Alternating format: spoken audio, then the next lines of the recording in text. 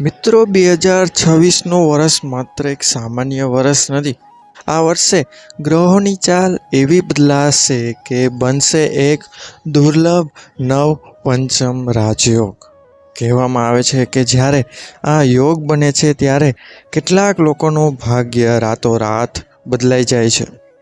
ગરીબીથી સંપત્તિ સુધીનો સફર શરૂ થઈ જાય છે અને જીવનમાં આવી જાય છે નામ, પૈસા અને સન્માન.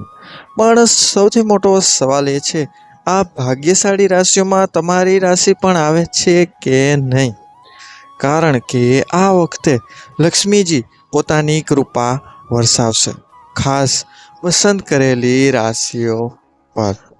અને જેમની કિસ્મત ખુલી જશે તેઓને કોઈ પણ રોકી શકશે નહીં. તો મિત્રો, ચાલો જાણીએ કઈ છે એ રાશિઓ જેમના માટે 2026 બનશે સોનેરી વર્ષ. અને ક્યાંક તમે તો એ રાશિમાં નથી ને? તો મિત્રો, એ જાણવા માટે વિડીયોને અંત સુધી અવશ્ય જોજો.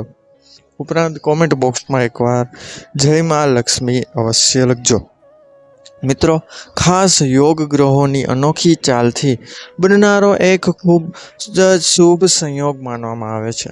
વૈદિક જ્યોતિષ મુજબ જ્યારે ગ્રહ પોતપોતાનું સ્થાન બદલીને જ્યારે એક ખાસ સ્થિતિ બનાવે છે તો તેનો પ્રભાવ ફક્ત વ્યક્તિના જીવન પર જ નહીં પણ દેશ દુનિયાની પરિસ્થિતિ પર પણ જોવા મળે છે.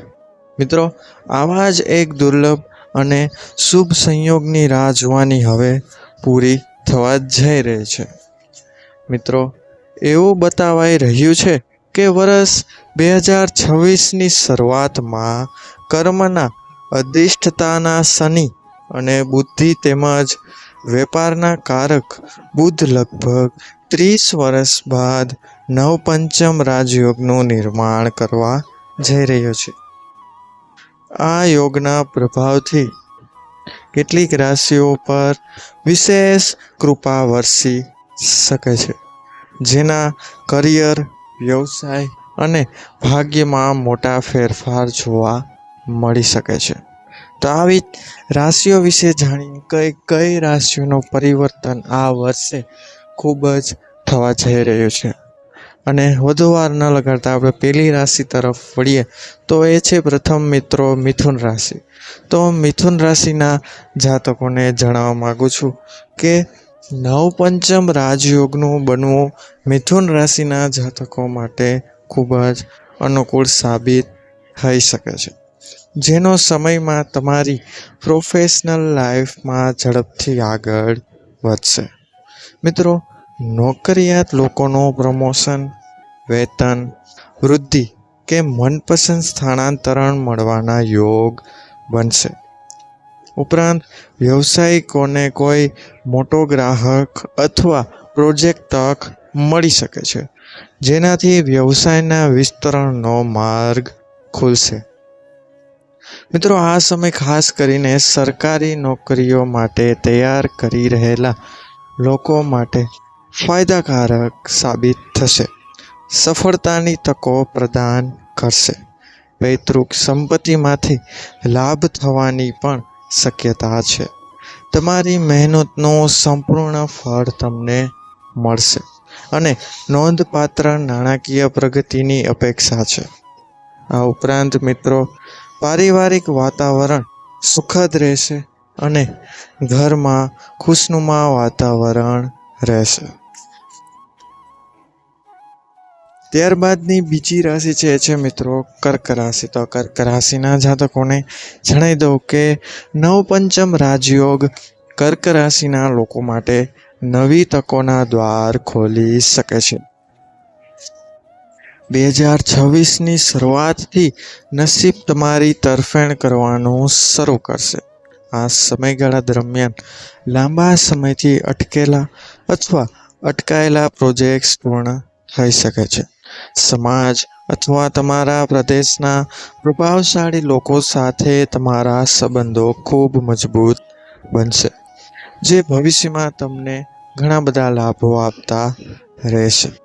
આ ઉપરાંત મિત્રો ધાર્મિક અને આધ્યાત્મિક પ્રવૃત્તિઓમાં તમારી રુચિ વધી શકે છે. તમે નવું વાહન, ઘર અથવા જમીન ખરીદવાની પણ નક્કી કરી શકો છો. તમને પરિવાર અને સમાજ બંને તરફથી માન અને સંતોષ મળશે. આ ઉપરાંત મિત્રો તમારી સર્જનાત્મક વિચારસરણી નવી તકો ખોલી શકે છે અને કરેલા રોકાણો નફાકારક સાબિત થઈ શકે છે. મિત્રો, સ્પર્ધાત્મક પરીક્ષાઓની તૈયારી કરતા વિદ્યાર્થીઓ, ખાસ કરીને વિદેશમાં અભ્યાસ કરવાનું સ્વપ્ન જોનાર વિદ્યાર્થીઓને આ વર્ષે સફળતા મળવાની શક્યતાઓ જણાઈ રહી છે, જે તેમના માટે ખૂબ જ સારી વાત છે. ત્યારબાદની ત્રીજી રાશિ છે મિત્રો મકર રાશિ. તો આ રાશિના જાતકોને જણાવો કે 2026ની શરૂઆત મકર રાશિના જાતકો માટે પ્રગતિ અને સિદ્ધિનો સમય લાવશે. આ સમય દરમિયાન તમારો આત્મવિશ્વાસ પણ વધશે, જેનાથી તમે દરેક પરિસ્થિતિમાં હિંમતવાન અને સમજદારીપૂર્વક નિર્ણયો લઈ શકશો. આ ઉપરાંત મિત્રો કારકિર્દીમાં પ્રગતિ અને નાણાકીય લાભના મજબૂત સંકેતો તમારી રાહ જોઈ રહ્યા છે. આ ઉપરાંત મિત્રો રોજગાર અને વ્યવસાય બંનેમાં નવી તકો ખુલશે, જેનો તમે સંપૂર્ણ લાભ લઈ શકશો. આ ઉપરાંત મિત્રો તમને મિલકત ખરીદવા અથવા અગાઉ રોકાયેલા ભંડોળને પુનઃપ્રાપ્ત કરવા જેવા સારા સમાચાર પણ મળી શકે છે. પારિવારિક જીવન સુમેળભર્યું રહેશે. આ ઉપરાંત અને તમારા જીવનસાથીનો ટેકો તમારા આત્મવિશ્વાસને વધુ વધારશે.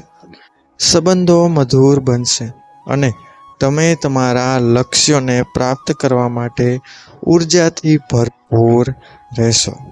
તો મિત્રો, આ તે 3 રાશિ જેમનામાં રાજયોગની અસરથી તેઓ આ વર્ષે માલામાલ થઈ જશે તથા તેમનું જીવન સારું એવું બની જશે. તો આ વિડીયો એ લોકોને અવશ્ય શેર કરો જે લોકોની રાશિ આમાં આવતી હોય, પછી તે તમારા મિત્રજનો હોય અથવા પરિવારજનો પણ હોઈ શકે છે. અને શું તમારી રાશિ આ વિડીયોમાં છે કે નહીં તે અમને કોમેન્ટ બોક્સમાં કોમેન્ટ કરીને અવશ્ય જણાવજો. તો મિત્રો, આશા રાખું છું કે વિડીયો પસંદ આવ્યો હોય, અને જો પસંદ આવ્યો હોય તો તેની રાય કોમેન્ટ બોક્સમાં આપીને વિડીયોને લાઇક કરી ચેનલને સબસ્ક્રાઈબ જરૂર કરજો. તો મળીશું મિત્રો હવે આવા જ નવા વિડીયો સાથે, નવી જાણકારી સાથે. ત્યાં સુધી બધાને મારા હર હર મહાદેવ. ધન્યવાદ. અસ્તુ.